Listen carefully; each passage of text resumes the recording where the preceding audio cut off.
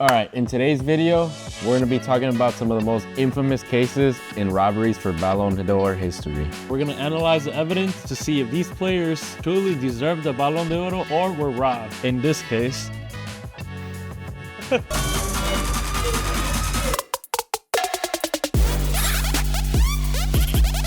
starting off, the criteria for the Ballon d'Or is purely based on individual brilliance, team success, influence on the pitch, and apparently fair play, which is only plays a factor when a Madrid player is gonna win it. So despite this, the player that deserves it doesn't always win it, believe it or not. This is due to media hype, bias towards attackers, and playing in some of the better leagues. for the criteria of a robbery, we're gonna compare the person who actually won and the person who might have or should have won maybe.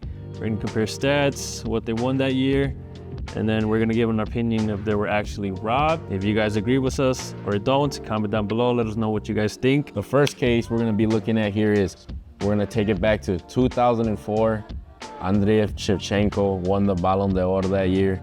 While many think Thierry Henry was the clear favorite. Let's keep in mind, this is the year Arsenal in the Premier League 2003-2004 season, and they were labeled as the Invincible. That year, Henry scored a whopping 30 goals and 6 assists. Again, going invincible that season, which is, a feat that still hasn't been broken today. So The 03-04 season, Shevchenko took the Scudetto home with AC Milan. scored a whopping 24 goals and 4 assists as, again, AC Milan won the Scudetto that year. The Ballon d'Or shouldn't always be about stats. It's about watching football with your eyes as well. And this year, I think it was clear that Thierry Henry was the best player on the planet for a common consensus. Yeah, if he was, some say he was robbed in 03.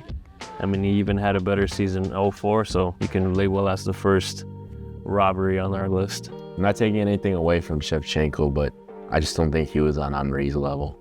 Arguably the best Premier League player of all time, and he was in his prime at this point. So that's our first robbery on our list. What do you guys think? Next one we got on the list is 2010, where Lionel Messi won his second Ballon d'Or over the likes of Xavi, Iniesta, and people who are saying got robbed of that year's award, Wesley Sneijder. In this season, Wesley Sneijder took the treble home with Inter Milan, and he also made the World Cup final with the Netherlands. That year he scored 8 goals and provided 15 assists.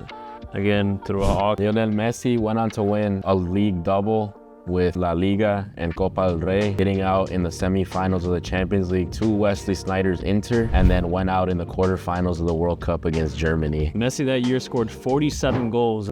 Normal for a guy like Messi, but they were eliminated by that Inter side in the semifinals, which Wesley Sneijder did register a goal and assist over the 2 legs. Did he deserve it? He did go to the final of the World Cup. I want to say he could have won it, but again, Messi deserved the award. I think if you ask the common public, they would say even Xavi or Iniesta deserved it more than Wesley Sneijder.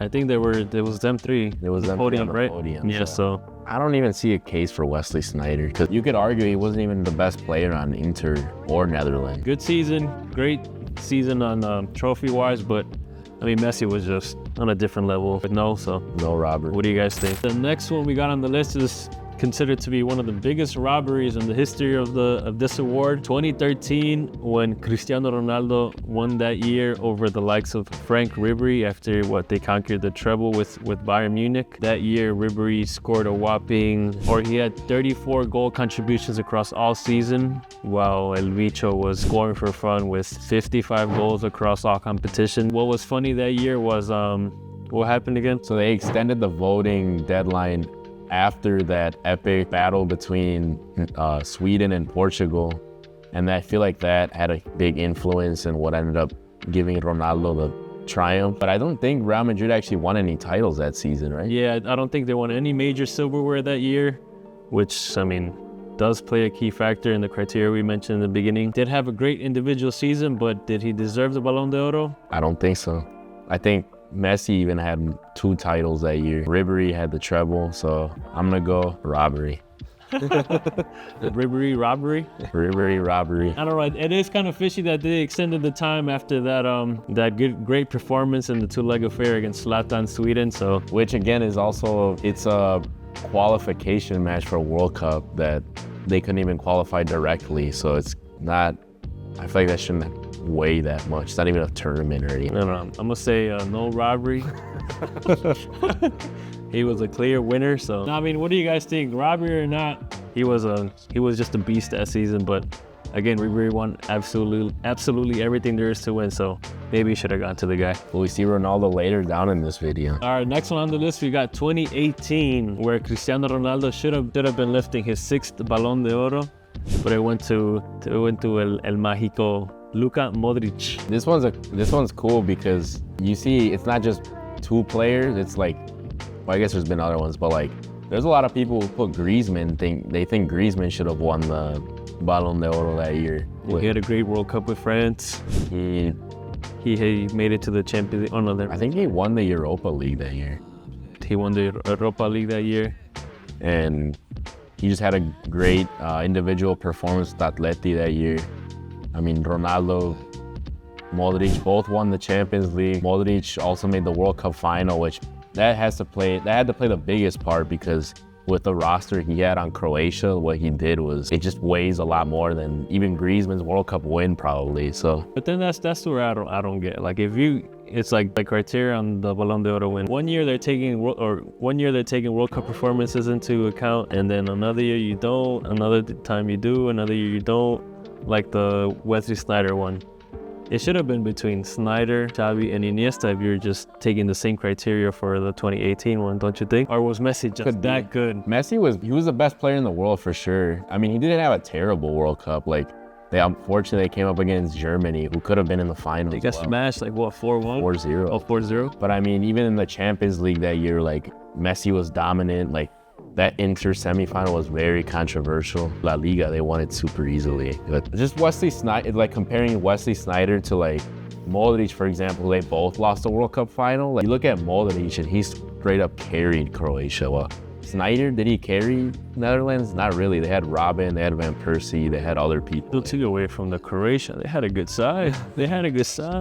No, they had good players, but like Netherlands, people could have seen them in the final, while Croatia, no one would have seen. I mean, they lost 1-0 with the Iniesta goal. And it was overtime. Yeah, so. While Croatia, I mean, they did have good play. They had Rakitic, they had. But I don't know, I mean, Ronaldo basically carried that Real Madrid team through the playoffs of the UCL. He didn't score in the final, but I think it should have gone to him. But his World Cup performance was atrocious.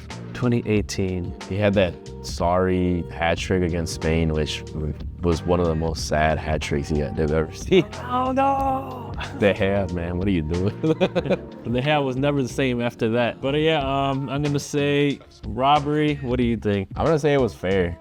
Okay. What do you guys think? Let us know. If not, I should have went to Griezmann. No, I think Ronaldo would have been fine too. Either way. Pobrecito Robert no ganó, or didn't win his Ballon d'Oro, sorry. 2020. Or 2020 didn't win his Ballon d'Oro because of COVID that year. If not, we would probably be rewarding one of the best strikers of our generation. But it's probably because Messi and Ronaldo weren't going to win it, so they just canceled it. It was COVID year, so. Yeah, but yeah, he won the treble that year, so poor Robert. All right, the last two we got is 21 and 23, where Messi picked up his 7th and 8th. That's great. His 7th and 8th Ballon d'Oros. 21 over Robert Lewandowski, who should have probably had his 2nd Ballon d'Oro, and 23 out of Erling Haaland's 1st Ballon d'Oro. So 2021, we got to start off with Messi won Copa America. He won the Copa del Rey title. That's 2 titles there. That's the team performance. Individually, he had 43 goals and 18 assists. I mean, Lewandowski had another crazy year. I think it was like 62 goals across all competitions. And that guy was out for revenge for not getting his 1st Ballon d'Oro, and he came back and did it. And still fell short. And still fell short to Messi. And I don't know, I feel like he probably should have deserved his first Ballon d'Oro after getting canceled in 2020. Yeah, but I feel like that's a little bit of just like a sorrow trophy at that point. It's not really... Because if it's for a goal, that's what the golden boot's for. I don't know, that's always been... I think that's what they gave him. They gave him the, what is it called? Gerd Müller trophy, because they gave I think after Messi won the Copa America, everybody was like, oh, he finally did it. So he won his 7th Ballon d'Oro. I'm gonna say it was a bit of a robbery to me. You're gonna say no? I'm gonna say no. Okay, and then we go on to 2023, where Haaland literally broke every single goal scoring record on his debut season, won the treble with Man City, took them to win their first UCL trophy after long waiting and not being able to do it in their history, which he probably was a clear winner up until we got Messi and World Cup form. So Where I'm gonna try to reason with whoever was voting is Messi won the World Cup, had like arguably the best World Cup performance of all time. Haaland had goal scoring records, again, Golden Boot. If we want to go look at Haaland's big games, UCL semifinals, UCL final, didn't play in the World Cup, didn't even qualify. I feel like that has a huge weigh in. Kind of makes sense that you're not gonna get a Ballon d'Oro scoring 4 goals on Ipswich Town, you know? yeah. So I could see where it kind of came from. I mean, he had a great debut season again, like I said, but to lose out to a guy, or not to a guy, to no other than Messi over 7 games is kind of, maybe he did deserve the Ballon d'Oro. Messi had a great World Cup and eventually won that. I think he's been wanting since day one. So The thing where it kind of gets a little bit gray is like, if it's the World Cup weighed so much, then what do you guys think? Comment down below. Were these years robberies or not? Is it just a slippery slope? Is the award Ballon d'Oro losing its prestige or credibility? Don't forget to like, subscribe. Stay tuned for more footy videos. if you want to see more videos on controversial topics, check out the shocking transfers video right here. And if you want to see more in the future, don't forget to hit the subscribe button. Until then, it's only up from here, boys. Peace.